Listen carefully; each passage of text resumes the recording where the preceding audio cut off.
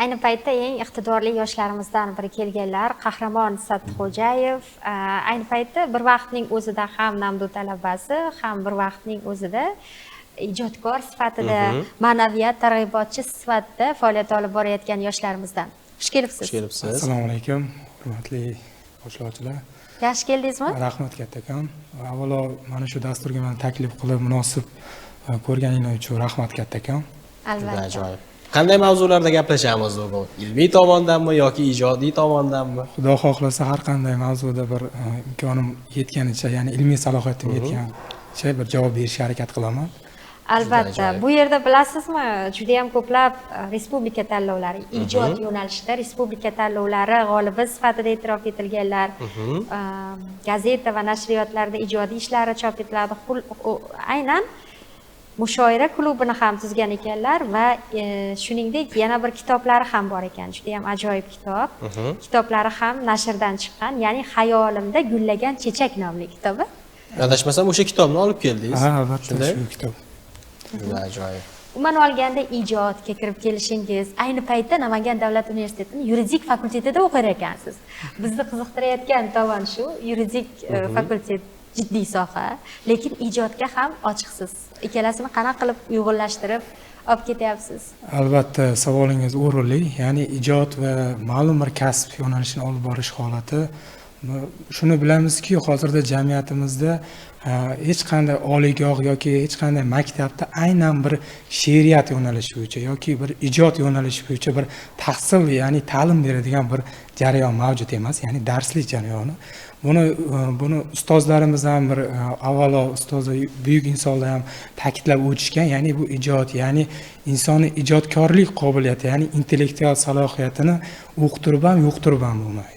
Bu insonni bir qaysidir ma'noda Alloh tomonidan bir shu insonga bir hadya berilmasa, qancha kitob o'qing, qancha izlaning, qancha harakat qilmang, bu ya'ni salohiyatni olib borishingiz qiyinroq bo'ladi. Shuning uchun avvalo insonda bu qobiliyat, ya'ni iste'dod deb aytiladi. Bu iste'dod, qobiliyat Alloh tomonidan bir insonga ma'lum bir holatda beriladi. Uni rivojlantirib ketish, ya'ni shakllantirish inson o'zini harakatiga bog'liq. Demak, mana shu ijodga yoshligingizdan qiziqasiz. Albatta. Kim qiziqtirgan? Yo oilada shunaqa ijodkorlar bormi? Yo oilada onam hozirda maktabgacha ta'lim muassasasida ishlaydilar. Dadam esa ichki ishlar xodimi, ya'ni hozirda nafaqadalar. Endi ijod olami ko'pincha mana ijodkorlik faoliyatini ko'p kishiga qiziq tuyuladi. Ya'ni nimaga bu bola bir ijodkorlik holatda, qaysi paytda namoyon bo'lib qoldi bunda degan holat qarindoshlarimda ham, yaqin do'stlarimda ham, boshqa bir meni tanigan va bilgan insonlarda ham bir qiziqarli jarayonga olib keladi. Endi ijodkorlik holati shunday ekanki, insonda bir ta'sirli jarayon, ya'ni shu bizni avlodlarimiz, ya'ni bizni ajdodlarimiz kim bo'lganligi va buyuk insonlar, ya'ni bizni tariximiz qay darajada rivojlanganligini eslab qarasangiz, biz mana shu ijodni olib borishga bir burchimiz deb hisoblab qolar ekanmiz. Ya'ni qanaqa shohlar o'tgan, har bir vaqtning o'zida shoir bo'lib yoki qanaqa boshqaruvchi davlat arboblari bir vaqtning o'zida olim bo'lib demoqchisiz? Albatta shunday insonlar o'tganki, bizni ya'ni ajdodimiz deb hisoblanadi, butun jahon taniydi. Misol uchun Mir Alisher Navoiy va Zahiriddin Muhammad Bobur, bu insonlarni butun olam taniydi, butun dunyo taniydi. Shunday ekan, biz ularga munosib va izdosh bo'lishimiz kerak, munosib avlod bo'lishimiz kerak. Men hamisha mana shu bizni ekran orqali ko'rib turgan tengdoshlarimga, do'stlarimga, akalarimga, ukalarimga barchaga shuni maslahat va shuni ko'nikma bera olamanki, hamisha ijod va inson bir yaratuvchanlik amalga oshirish kerak-da. Ma'lum bir u texnik soha bo'lsin, u badiiy soha bo'lsin. Ijod hamma sohada bor. Albatta, bu bir narsani yaratdingizmi, ya'ni o'sha narsani siz boshqa hech kimda yo'q narsani kashfiyot qildingizmi, ya'ni siz intellektual mulk salohiyatiga ega inson hisoblanasiz. Bu ijodda bo'lishi mumkin, bu bir texnika sohasida bo'lishi, har qanday sohada bu kashfiyotchilik holati mavjud. Juda yaxshi. Demak, bugun sizni mana adabiyotga qiziqishingiz yuridik sohada ham kelgusida juda katta natijalarga olib kela oladi. Siz aytgandek, intellektual mulk egasi sifatida ham faoliyat olib borishingiz uchun aynan yuridik sohada ham bu bo'yicha yaxshigina tajriba beradi. Albatta. Aynan keling endi she'rlaringiz, siz tanlaydigan mavzular, sizni qiziqtiradigan mavzular haqida suhbatlashdik. Albatta, ko'p kishi savol beradi ham, qay tarzda sizga ilhom keladi degan. Aslida bu bir badiiy holatda ilhom deyiladi, lekin ijodkorda bu g'oya bo'ladi. Men hamisha bu adabiyotda, ya'ni bu she'r yozish jarayonini bir shaxmat bilan taqqoslayman. Ya'ni shaxmatni bilasizki, unda qachonki bir raqibingizni mot qilmaguningizgacha o'ylaysiz, qay tarzda shu raqibimni mot qilsam ekan, qaysi shaxmat donasini yursam shunda men g'olib bo'laman. She'r ham shunaqa yozasiz, chizasiz, ya'ni o'zingizga yoqmagan so'zni almashtirasiz. Qachonki o'zingiz ko'nglingiz to'ladiki, o'sha yozgan she'ringizdan o'zingiz xohlagan maqsadga erisha olasizki, ommaga uni taqdim etishingiz mumkin. Adabiyot holati qaysidir ma'noda kim uchun, ya'ni tashqi muhitdan ko'rib turayotgan insonlar uchun oson ko'rinishi mumkin, lekin bu holatda bir o'zini mashaqqatlari bor, uni o'zini bir tartib qonun qoidalari ham mavjudda. Shunda she'riyat yo'nalishida ma'lum bir tartib qoidalari mavjudki, unga amal qilishga majburmiz. Ya'ni biz chiqarayotgan, ya'ni shu ijodiy mahsullarimiz gazetami yo ommaviy axborotdagi namoyish etayotgan ijodiy mahsullarimiz kimgadir ustoz bo'lishi mumkin. Chunki kitob bu hamisha eng yaxshi ustoz deb biriktirilgan, bu ustozlarimiz tomonidan ko'p bor aytib o'tilgan. Keling o'shalardan bittasini eshitaylik endi. Albatta, inson hamisha nima deydi, o'zi tug'ilib o'sgan zamin, o'zi yashayotgan bir nima deydi, ma'lum bir joy haqida ta'rif berib yozmasa, undan ko'ngli shoir emasda, u ko'ngli ham to'lmaydi. Hamisha har qanday inson birinchi ijod boshlanishda yo ona haqida yozishni boshlaydi yoki bir sevgi, muhabbat va vatan haqida boshlaydi. Men vatan haqida ham ko'p holatda bir ommaviy axborotlarda o'qiganman, ona haqida ham. Keyin bugun mana shu biz tug'ilib o'sgan, ya'ni men hamisha bir minbarda ham turib faxrlanadigan bir zamin, bir Namangan viloyati, ya'ni mana shu Namanganda tug'ilganligim haqida bir she'r yozganman. Shundan faxrlanib, shuni o'qib eshittirsam. Namangandanman deb nomlangan she'r. Qay yurtda bo'lmayin hamisha har on, shu aziz vatanni jondan sevaman, suvlari ziloldek tuprog'i bo'ston, vodiyni yuragi Namangandanman.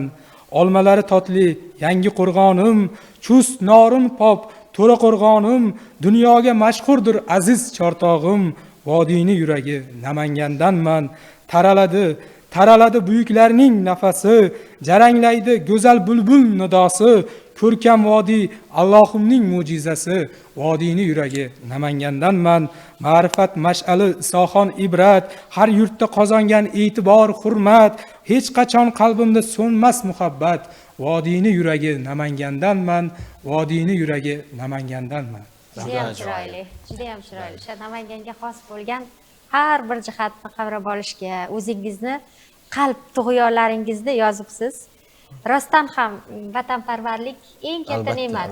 Chunki o'zingdan ortib, yaqinlaringni-da yaxshi ko'rib, mahallangni-da yaxshi ko'rib, shu vatandoshlaringni-da sevishni o'zi bu insonni yuragi ancha kattaligidan dalolat beradi-da.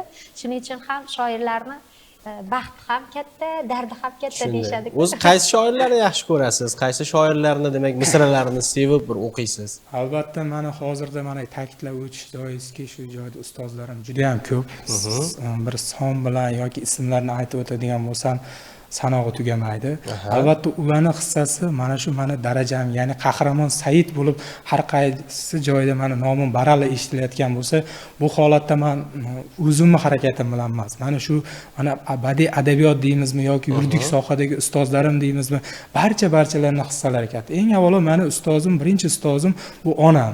Ya'ni onam mana shu menga nisbatan bergan e'tiborlari, ya'ni ta'limga va meni tarbiyamga va ota-onamga rahmat aytaman, shunchalik menga tarbiya berib va mana shu ilm ma'rifat yo'lidan ketishga sharoit va imkoniyat yaratib berganlari uchun kattakon rahmat aytaman. Mana birinchi ustozlarimdan bu Nosir Abbos, ya'ni Namangan viloyati gazetasi, ya'ni Namangan haqiqat gazetasi adabiyot bo'lim mudiri. Shu insonga ham ko'p bor uchraganman, birinchi shu ijodiy namunalarimni ko'rsatganman, shunda yo'nalish bergan va respublikada ham ko'plab ustozlarim mavjud, ya'ni Mirzo Karim, Botirjon Ergashev, O'lmasbek Samarqandiy va Bonujon Mamatjon va yana aytib o'tadigan bo'lsam, ularning son sanog'i ko'p. Shuning uchun mana shu fursatdan foydalanib ularga kattakon rahmat aytaman. Mana shu darajaga, mana shu joyda o'tirishimga, mana shunday e'tibor va e'tirofga ega bo'lishimda ularning hissasi juda ham katta. Albatta. Endi O'zi bir ajoyib naql borku, ustoz ko'rmagan shogird har maqomga yo'rg'alar degan. Shuning uchun biz shogirdlarni, ya'ni hayotda o'zimizni yo'limizni topib ketishimizda ustozlarning o'rni bu juda muhim.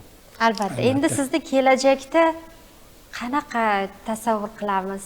Yuridik sohada katta endi yaqin 5 yillik reja qanaqa? Albatta, nima deydi, maqsadi, orzusi bo'lmagan inson bir haligi oxiri yo'q, yashamayotganday his qiladi yoki bir oxiri yo'q, manzili yo'q, yo'lga tushib qolganday bo'ladi. Albatta, insonni katta maqsadlar, katta bir orzularni oldiga qo'ysa, shunda intilish va natijaga erishadi. Bizda ham albatta maqsadlar va olib borayotgan bir rejalarimiz katta, oldimizga qo'ygan. Mana o'ylaymizki, mana 2025-yilda men shuni ayta olaman, bir talabalik maqomida va talabalik davrida eng oliy maqom deymizmi yoki oliy bir mukofot deymizmi? Yil talabasi, albatta, yil talabasi ko'rik tanlovining respublika bosqichida ijodkor nominatsiyasi bo'yicha birinchi o'rin sohibi bo'ldim. Tabriklaymiz. Albatta, bu katta ishonch va umid va ustozlarning ko'nikmasi va bizga bergan nasihat, maslahatlar bilan shu darajaga erishdik. Bu juda ham bir hayajonli daqiqalar bo'ldi shu jarayonlar, ya'ni shu yil talabasida qatnashish jarayonida. Shunday fursat bo'ldiki, menda juda katta umid va ishonch bildirishganliklari uchun juda ham katta hayajonli paytlar bo'ldi. Chunki Namangan viloyati oliy ta'lim muassasalari ichida meni shu final bosqichiga yo'llanma olganim bu katta mas'uliyatni talab qildi. To'g'ri. Va o'sha mas'uliyatni u joyga borib, oqilona tarzda foydalanib va ularning ishonch va umidlarini amalga oshirishdan ham o'zimda katta bir kuch namoyon qildim. Mas'uliyat. Albatta. Demak, oldinda ham o'zingizning sohangizda ham ilmiy ishlarni davom ettirish jarayonlari bo'ladi, Xudo xohlasa. Endi bu ijodkorlik bir kasb yoki hunar emasda, u orqali aytdimki, yuqorida ham aytdim, bu yo'nalish bo'yicha bir qaysidir oliygohda yoki qaysidir bir maktabda o'qitish jarayoni yo'qda. Shuning uchun bu ijodkorlik bir Alloh tomonidan bir yuqtirilmasa, bu hadya qilinmasa o'sha insonga. U qiyin, qancha kitob o'qing, qancha izlaning, u narsaga ega bo'la olmaysiz. Shuning uchun bu narsaga men hamisha Allohga shukr qilaman. Alloh shu narsani menga hadya qildimi, ya'ni ijodkorlik, qo'limga qalam olib turib, ilm ma'rifat targ'ib qilishni va bu narsani bir mukammallashtirib, insonlarga ilm ma'rifat targ'ib qilishni eng asosiysi shu. Mana siz ma'naviyat targ'ibotisiz, eng asosiysi shu. Har bir insonda ijod qobiliyati bor. Asosiysi buni rivojlantirish, yana ham kengaytirish va qaysi bir kasbda, qaysi bir hunarda davom etishidan qat'iy nazar, siz aytgandek, ma'naviy targ'ibot sifatida faoliyat yuritish. Rahmat deymiz suhbat uchun. Bundan keyin ham muvaffaqiyat yor bo'lsin.